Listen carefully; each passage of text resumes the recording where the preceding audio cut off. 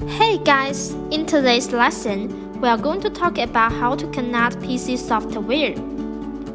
Before this lesson, please know that if you use a desktop computer, you need to prepare a wireless network card supporting 5G. If not, you can modify the frequency band according to the provided lesson frequency band modification.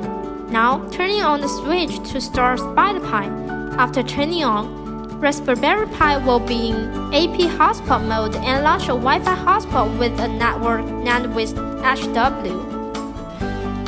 After connecting, find the provided PC software in corresponding folder and transfer to desktop.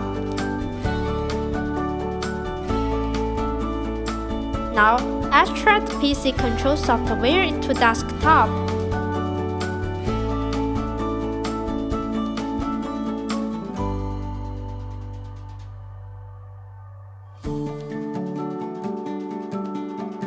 After extracting, open PC software according to the path.